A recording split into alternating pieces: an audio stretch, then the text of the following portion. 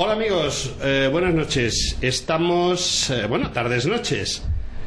Estamos en el programa Las Aventuras de la Espada y hoy tenemos a Raquel Ortega que nos acompaña. Raquel Ortega es una mujer que se dedica al tema de la aventura histórica, de los recorridos por lugares históricos, lugares importantes en los cuales ha sucedido la historia de España. Y la historia de España, igual que la historia del español, de nuestro maravilloso idioma, pues empieza en esos límites que hay entre la provincia de Santander, Burgos, Navarra. Hay ese conglomerado de provincias que son la base de esta España en la cual nosotros nos encontramos y que podemos considerar que es indiscutiblemente el lugar donde nació Castilla, donde nació Navarra y donde nació, en definitiva, España. Y bueno, pues lo primero es saludar a Raquel. Buenas tardes, Raquel. Buenas tardes, José Antonio. Ay, se nos ríe Raquel, sí. Porque según ella yo tengo mucho rollo. Y ese rollo que yo tengo, pues es bueno, porque explicamos las cosas, hacemos que la gente lo pase bien, se divierta y esté contenta con todo lo que nosotros le contamos. Y bueno, pues vamos a empezar con ella hablando de por qué surge la idea de montar esta empresa que tú tienes, en la cual llevas a la gente por esos territorios que son los iniciales de Castilla y de España. Pues surge porque mi familia, mis ancestros son de la zona de las Merindades, que es de la que vamos a hablar hoy. Es la cuna de Castilla, como has dicho. Toda mi familia venía de allí, mis apellidos son pueblos de aquella zona. Entonces yo me planteé a principios de este año comenzar un proyecto turístico llevando turistas a aquella zona que está prácticamente virgen en cuanto a turismo y inexplorada y que tiene muchísimo potencial, que vamos a empezar a enseñar poquito a poquito. Hoy, si me dejáis, te dejamos un poquito vamos a enseñar, y ya hay gente que lo ha estado comprobando en sus propias carnes, entre los cuales quizá tenemos aquí alguno cerca. Pues sí, porque bueno, Raquel me invitó a que yo la acompañase en una de esas excursiones que ella programa y que tiene guiadas. Ciertamente estuve en agosto, estuve acompañándola en una de esas rutas que hace, y concretamente pues no estuve toda la ruta porque es imposible, para mí siempre ando pillado de tiempo, pero estuve en uno de los sitios más desconocidos y más bonitos de España, que se llama Oña. ¿Y cuándo vuelves a Oña? Siempre que tenga al menos 8 personas, yo junto un grupo y los llevo. Mis rutas son o de fin de semana o de 4 días, y yo distribuyo el itinerario en base a las fechas que haya, al interés, etcétera. Tengo diferentes rutas temáticas. Pregunta, ¿por qué Oña? A mí me gustó muchísimo, pero prefiero que tú expliques qué es lo bonito, lo atrayente y qué es lo que te enamora de Oña. Pues Oña es una pequeña población en como dijéramos, en un desfiladero, en el río Oca, que constituye un punto importantísimo durante la creación del Reino de Castilla, porque por ahí tenían que pasar todas las personas que pasaban desde el Cantábrico hasta la meseta castellana y tenían que dejar sus impuestos. Entonces, a raíz de recaudar un montón de impuestos, se creó en ese pueblo un riquísimo monasterio que tiene innumerables bienes patrimoniales, culturales y artísticos que la gente no los conoce desde Madrid. Y ahí están enterrados los condes y reyes de Castilla, los iniciales, el conde Sancho, Sancha, todos los que dieron inicio al Reino de Castilla, están allí enterrados. También hay reyes de Navarra. Tú pudiste disfrutar con mucha suerte de una obra teatralizada que realizan los onienses, que son los habitantes de Oña, todos los años en el mes de agosto, representada dentro del monasterio de Oña, que es la iglesia abacial de San Salvador, también monasterio de San Salvador, que es un marco incomparable para una obra teatral de esas características. Bueno, yo lo que puedo atestiguar a nuestros oyentes y televidentes es la calidad indiscutible. Primero, la prestancia del lugar. O sea, la iglesia donde se desarrolla todo esto en Oña es comparable a algunas de las catedrales de este país. Este país tiene las mejores catedrales de Europa y del mundo, lógicamente, y de esas 80 catedrales, Pues digamos que esa iglesia de San Salvador, de la que nos está hablando ahora mismo Raquel, pues quizá la sitúe entre el puesto 40. De las 80 catedrales, la iglesia del monasterio de San Salvador en Oña podría entrar perfectamente en la 40, en el puesto 40. Perfectamente, o sea, es una maravilla. Y no es más maravilla porque realmente solo ves la iglesia. Ves la iglesia, ves un claustro, pero son 3 claustros y solo te enseñan uno, porque los otros, bueno, pues en su momento se utilizaban para no sé qué y tal, y aquello se quedó paralizado. Yo creo que si enseñasen todo el monasterio sería espectacular, ¿verdad? He leído que hace poco que van a rehabilitar la parte que está cerrada al público para que se pueda enseñar. Bueno, pues yo lo único que os puedo decir es una cosa, que si tenéis un ratito libre, es decir, un puente o un fin de semana, y os ponéis en contacto con Raquel, merece la pena.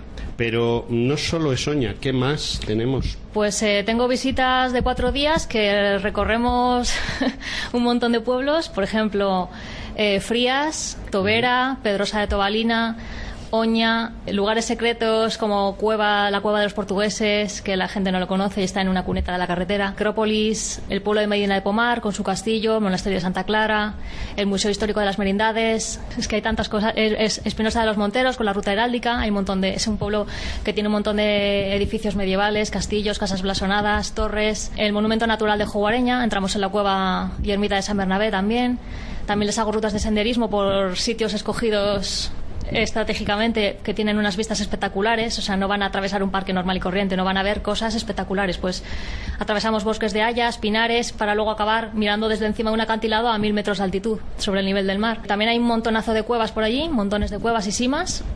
Visitamos algunas. Las Merindades también cuentan con una enorme cantidad de ríos, cascadas, desfiladeros. También tenemos 3 parques naturales, que son el Monumento Natural de Jugareña, que comprende las lagunas de Antuzanos, a los cuales también les llevo de excursión, que es un paraje de observación de ornitología. Son varias charcas muy grandes. El Parque Natural de las Hoces del Alto Ebro y del Rudrón. Y los Montes Obarenes San Zadornil.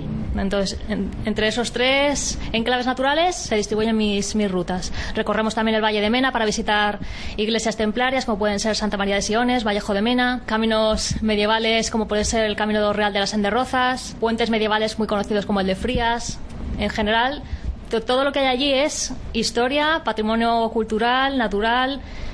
Son cosas preciosas que la gente no sabe, que están a 4 horas de Madrid. Has hablado de 2 sitios en los que yo también he estado contigo, son Medina de Pomar y que es Espinosa de los Monteros. Espinosa de los Monteros a mí personalmente me gustó muchísimo, me llamó muchísimo la atención, y además lo que más me gustó de Espinosa de los Monteros es el guía.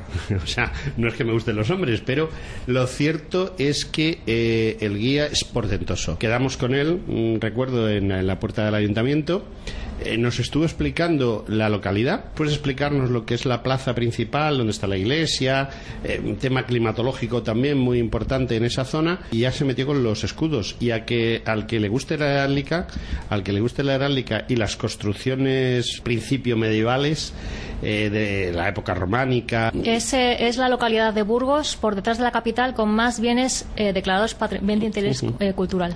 Ahí él nos explicó una serie de historias, y yo creo que tú nos podrías explicar algo de la historia de Espinosa. ¿Por qué Espinosa es tan importante? ¿Por qué Espinosa es un bien cultural? ¿Qué pasó en Espinosa? Bueno, la historia esa, a ver si te lo puedo contar es un programa de historia, de manera histórica. Es un programa de historia. Entonces, vale, pues, nos tienes que contar por qué Espinosa de los Monteros y los Monteros de Espinosa son tan importantes, en 4 líneas. Pues los Monteros de Espinosa fue el primer cuerpo de guardia real que se ha creado en España y uno de los primeros del mundo. Y se originó debido a que allá por el año 1006, creo más o menos, se urdió un complot entre la madre del conde, llamada Doña Ava, y un rey moro, que se habían enamorado y pretendían quitar del medio al conde para quedarse sus tierras. Entonces planearon asesinarle envenenándole a la vuelta de una cacería con un refresco. Este complot fue escuchado por una dama de esas que están en las casas nobles, pues haciendo las camas, limpiando, y fue escuchado por esta dama. cuyo marido era uno de los caballeros que iba con el conde. Entonces la dama se lo dijo a su marido y el marido se lo comentó al conde, que fue prevenido de que su propia madre se lo quería cargar para quedarse con el moro y quedarse en las tierras. Entonces él fue de cacería y al volver, ya sabiendo que le iban a dar un brebaje envenenado, se negó a beberlo y obligó a la madre a bebérselo. Fue fulminada en el acto por el veneno. En agradecimiento, el conde le otorgó a este caballero el mérito de ser su primer guardia real y nombró a otras varias personas de la ciudad para ser el cuerpo de Monteros de Espinosa. Solo podían ser Monteros de Espinosa personas nacidas en Espinosa de los Monteros. Y que pertenecían a esas familias, me imagino. A esas familias, claro, descendientes directos de esas familias. Ajá. ¿Y eso hasta cuándo ha funcionado así? Pues no te sé decir la fecha final, eso se lo vas a tener que preguntar al guía. Yo sí te lo voy a decir. Hasta Alfonso XIII. Es decir, hasta el mismísimo rey Alfonso XIII existía los Monteros de Espinosa.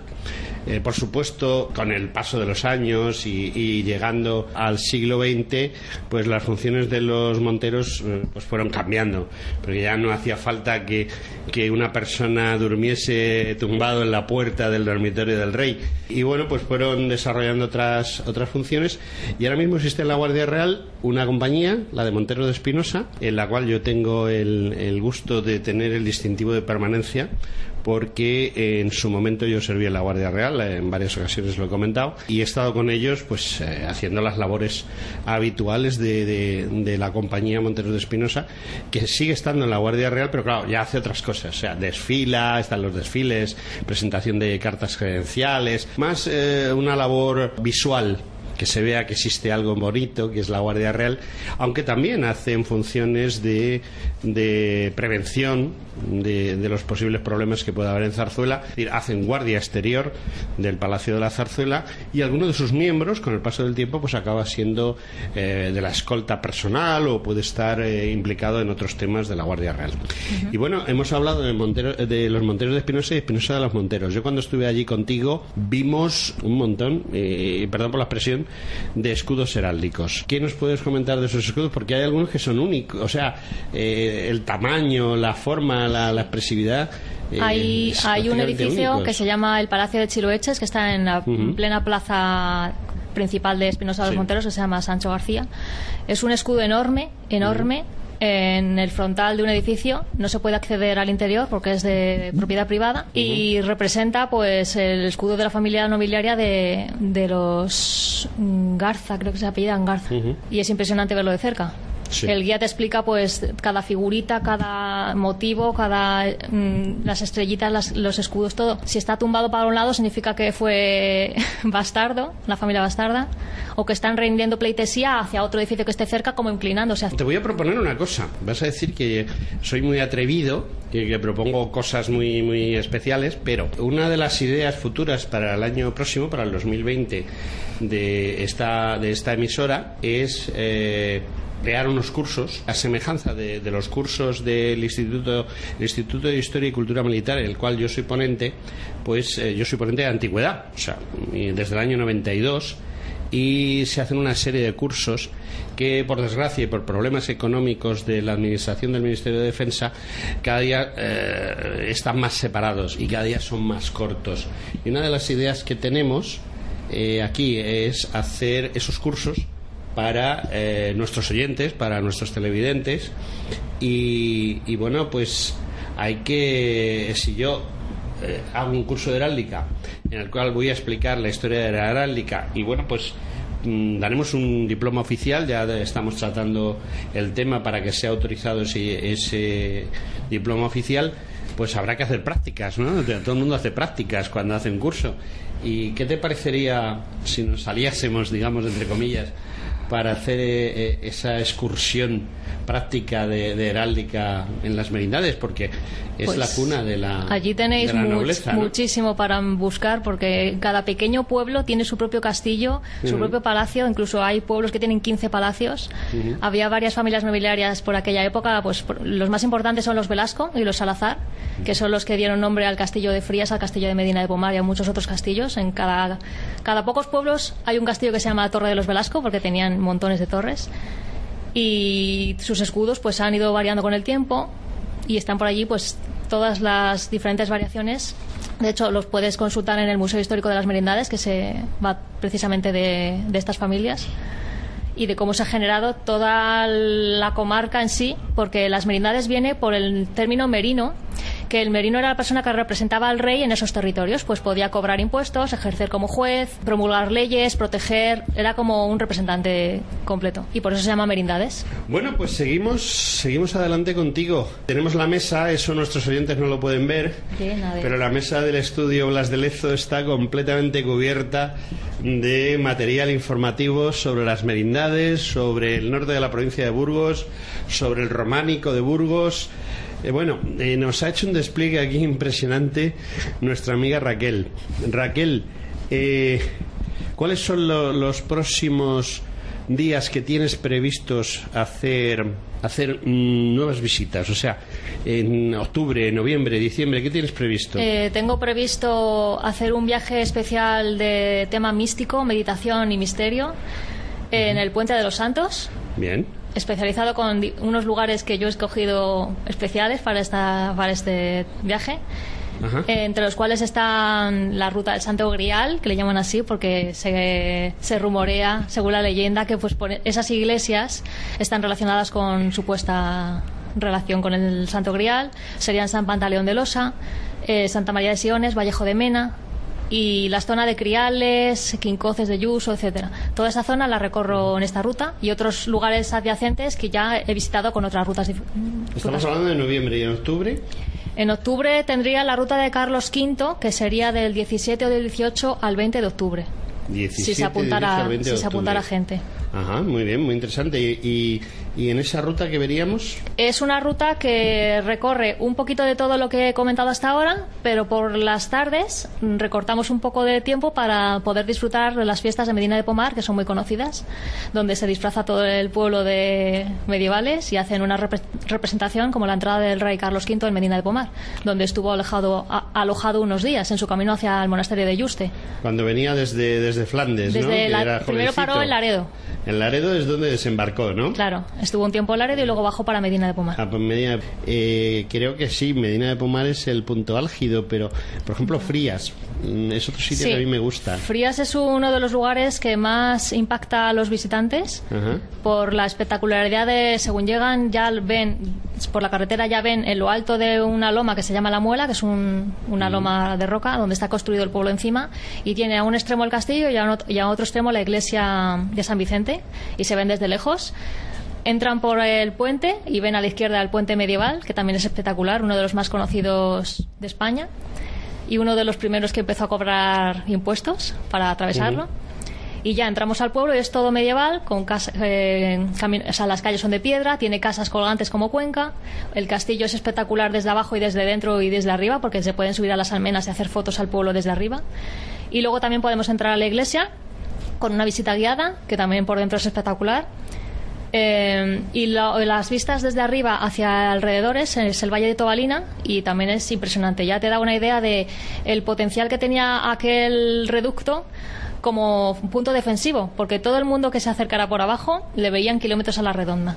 No había forma de atacar el castillo o la ciudad de Frías, porque es una ciudad, aunque parezca un pueblo, es la ciudad más pequeña de España, aunque cuenta con menos de 300 habitantes, pero se le concedió el fuero de llamarse ciudad.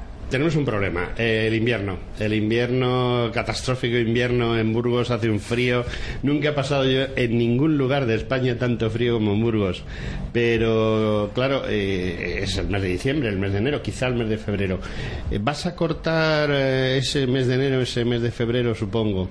Pues yo espero que si existe la posibilidad de ir y hay gente que pueda ir y las carreteras están disponibles para ir, yo intentaré ir. Intentarás ir. Intentaré ir. Bien, pero para primavera seguro que sí. Para primavera seguro, porque sí. Allí ocurre un deshielo precioso.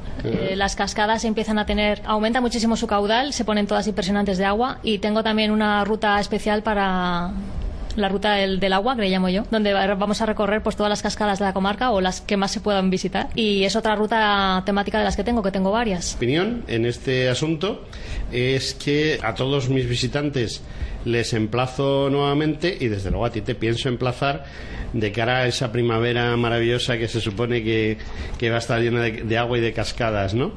¿Y qué más nos puedes contar de esa ruta que tú haces? Pues además de historia, naturaleza, también la gastronomía, allí está a flor de piel.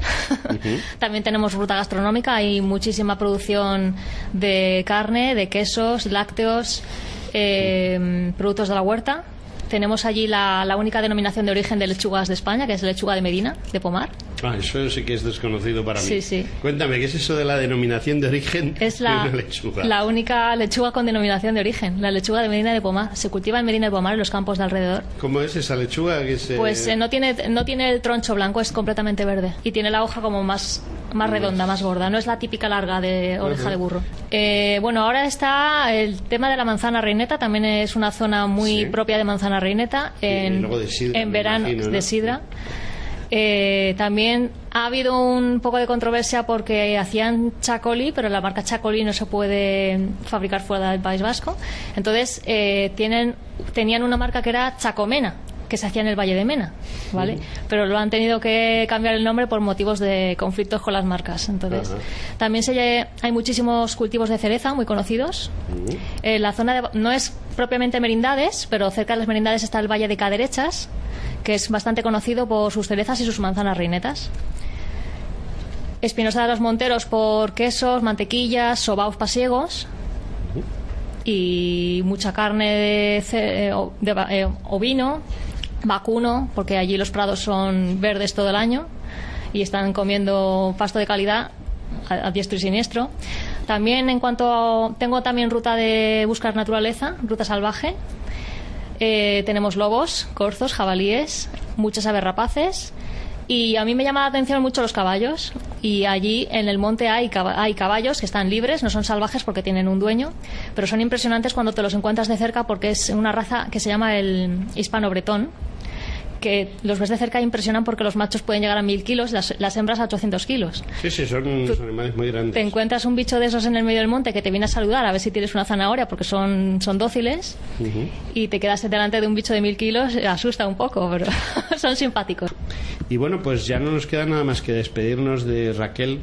Bueno, voy a dar dos cositas que se me han pasado. Pues venga, dos cositas. En las Merindades está la cascada más alta de toda España. Ajá, eso no sabía. Es el Salto del Nervión. Ajá. También está la segunda cueva más larga de toda España, que es el Monumento Natural de Joguareña. Interesante también, habrá que ir a verlo. Y muy cerquita de las Merindades, sí, en mi viaje de vuelta hacia Madrid, paramos en una zona que se llama el Pozo Azul, que es la cueva sumergida más larga de toda España. Sí. Que tiene 13 kilómetros, pero todavía no se ha llegado al fondo. No se ha llegado al fondo. Bueno, no nos vas a obligar a ponernos un traje de buzo, ¿no? No, se ve desde fuera. Se ve desde fuera. Bueno, pues ya está, o sea, no tiene más historia. Le tenemos que hacer caso a nuestra amiga Raquel y aprovechar que tenemos una persona verdaderamente experta en la zona, y luego además que doy fe que los guías que hay, tanto en Oña como por ejemplo en Espinosa de los Monteros o en Medina de Pomar, etcétera, pues yo la verdad me he quedado maravillado, sobre todo por ejemplo en Espinosa. El guía del ayuntamiento es una persona, José Antonio se llama, sí. José Antonio es un gran experto en heráldica y la verdad me costó trabajo hacerle caer en una, o sea, siendo yo ponente de heráldica del ejército, y me costó trabajo que pinchase. Es decir, que es un hombre que conoce muy bien la heráldica de Espinosa y que os lo va a explicar estupendamente, porque es un conocedor experto. Y en Oña, bueno, ha cambiado el guía porque teníamos un guía excepcional. La visita guiada con el párroco Cecilio, sí, pero le han llamado a otro lugar más importante. Sí, mucho más importante. Sí, yo tuve la suerte de acompañar a Raquel en Oña, y Cecilio, que es el pater que estaba allí, que llevaba aquello, y 17 iglesias me dijo que atendía, porque hay escasez de curas, creo. Y bueno, Cecilio se conocía la iglesia del Salvador, vamos, que ladrillo a ladrillo, lo explicaba muy bien. Y como es un gran estudioso medieval y un paleógrafo, y es palabraja esa de paleógrafo, pues se lo han llevado a Roma. Se lo han llevado a Roma porque el chico vale, y bueno, es un cura jovencito, pero con una experiencia tremenda y sobre todo con una calidad personal y cultural impresionante. Es una lástima, pero no importa, porque creo que ha sido debidamente sustituido por alguien que también conoce muy bien El Salvador, ¿verdad? Seguramente. Y aparte de eso, tenemos a Raquel, que ya se conoce El Salvador casi también como se lo conocía el pater. De modo que, amigos, Raquel, gracias por venir. Gracias por invitarme. Nada, las veces que haga falta. ¿De acuerdo? Aquí estaremos de nuevo. Aquí estaremos de nuevo. Y a ustedes, pues, muchísimas gracias por aguantarnos estos minutos. Y bueno, pues hasta la semana que viene.